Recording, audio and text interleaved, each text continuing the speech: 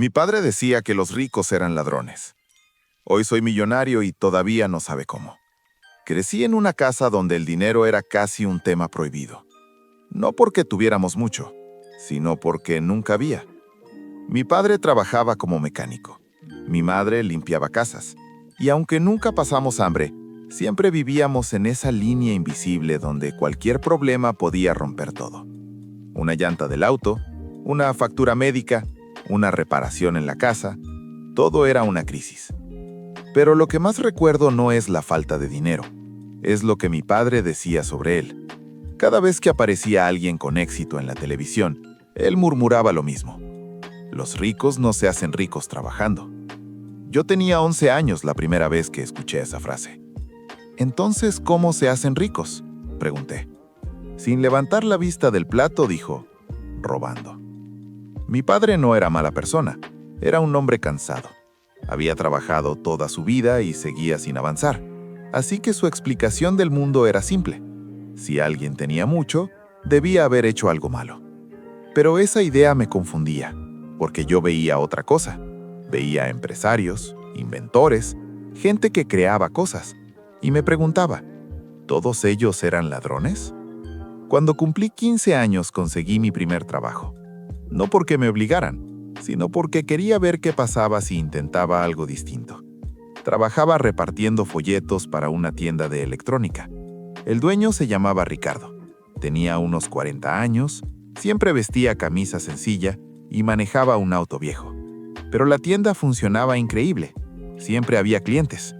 Un día me animé a preguntarle algo. «¿Cómo empezaste?». Sonrió. «Vendiendo cables en el mercado». «¿Y ahora tienes una tienda?». «3», respondió.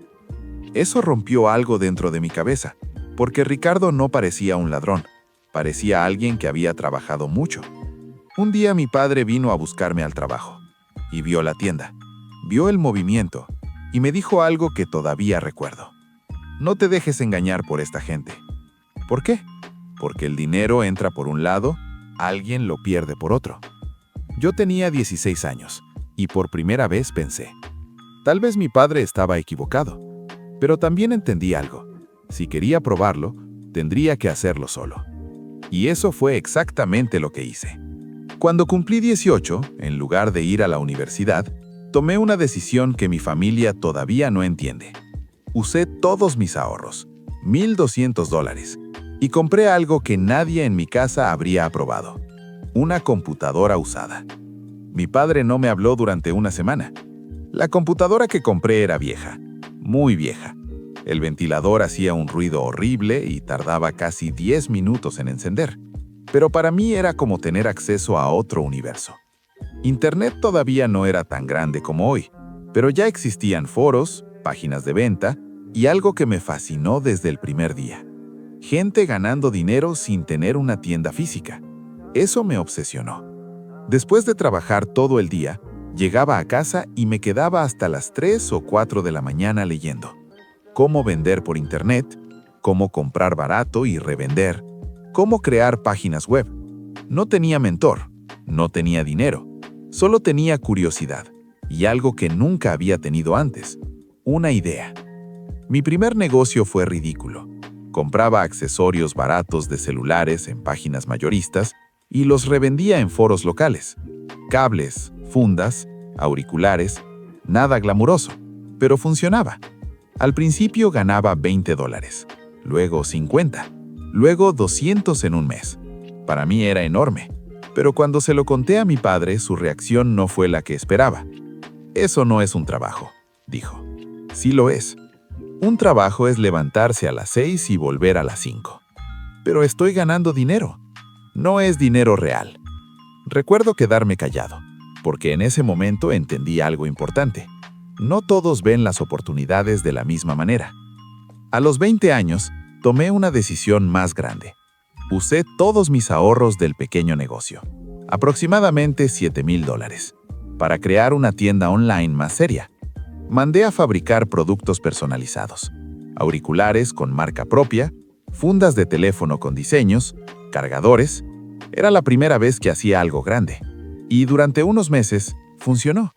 Las ventas crecían, Llegaban pedidos de distintas ciudades, incluso de otros países. Recuerdo pensar, tal vez esto realmente va a cambiar mi vida. Pero el problema con el primer éxito es que te hace confiar demasiado. Un día recibí un correo del proveedor. El siguiente lote de productos venía defectuoso.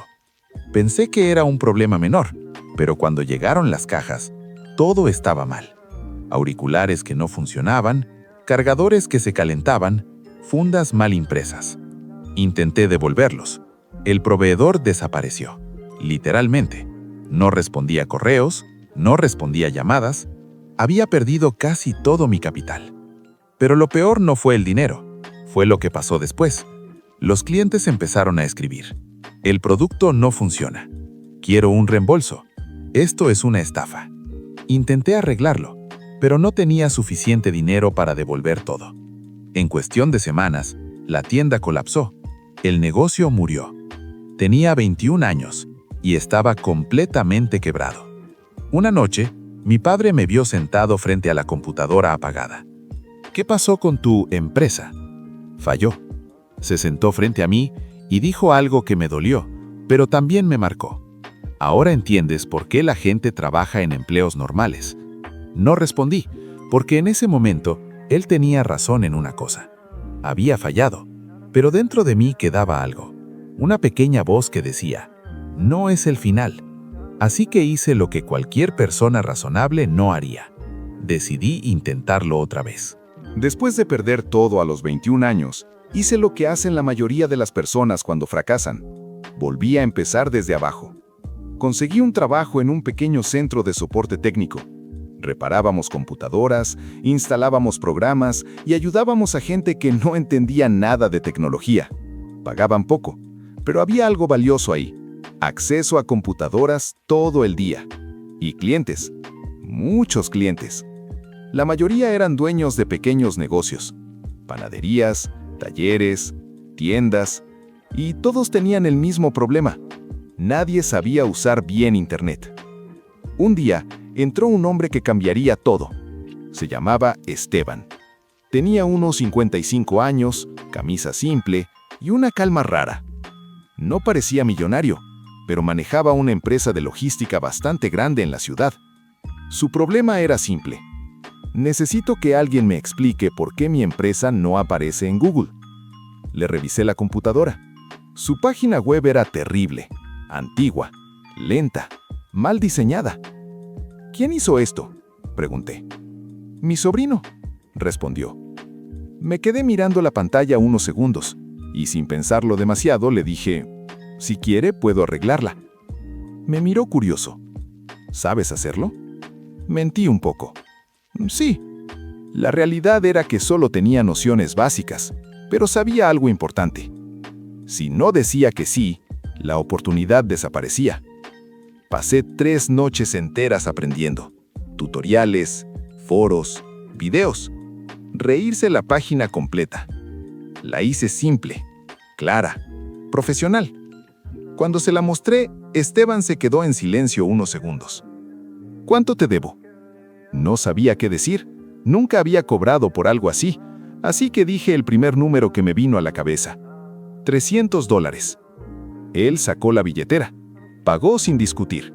Pero antes de irse, dijo algo que me cambió la vida: estás cobrando muy poco. 2 semanas después volvió. La página funcionó, me dijo. Ahora la gente nos encuentra. Se sentó frente a mí. Quiero preguntarte algo. Dígame, ¿tú quieres ser técnico toda tu vida? Negué con la cabeza. No. Entonces, deja de pensar como técnico. Eso me confundió. ¿Qué quiere decir? Se inclinó hacia adelante.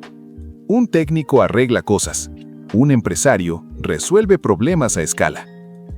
No entendí completamente en ese momento, pero él continuó.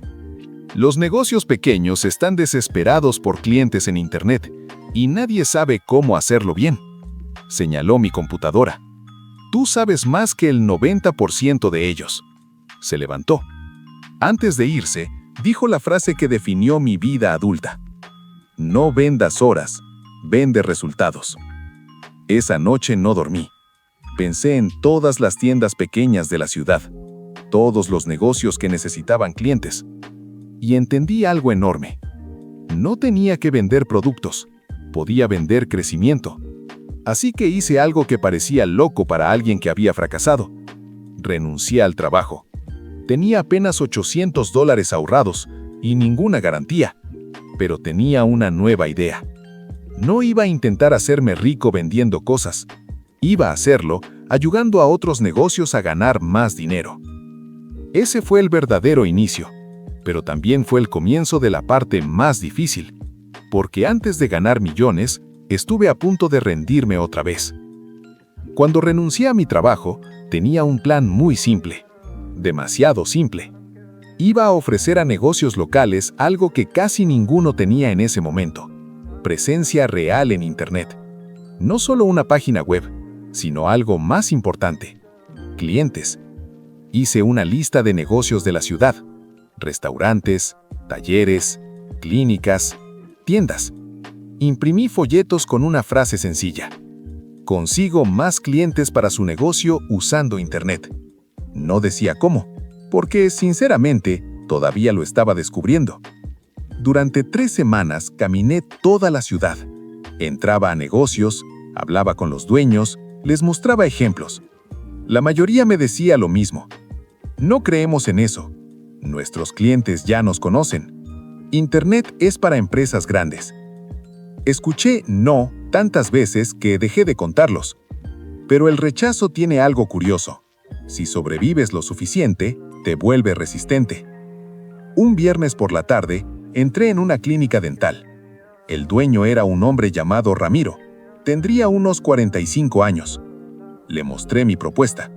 Esperaba otro no, pero en lugar de eso, preguntó: ¿cuántos pacientes puedes traerme? No esperaba esa pregunta. Depende. Si me consigues 20 pacientes nuevos este mes, te pago $1,000. Mi corazón empezó a latir fuerte. Eso era más dinero del que había ganado en meses, pero también era un riesgo enorme, porque si no lo lograba, quedaría como un fraude. Aún así, dije: hecho.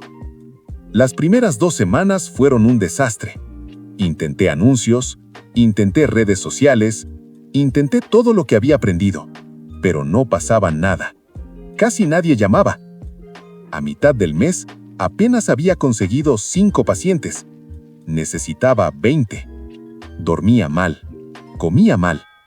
Cada día sentía que el fracaso estaba más cerca. Y entonces cometí un error enorme. Intenté acelerar el proceso. Creé anuncios demasiado agresivos, promociones exageradas, promesas que no estaban completamente claras. Los teléfonos empezaron a sonar, mucho, pero cuando los pacientes llegaban, estaban confundidos. Algunos pensaban que todo era gratis.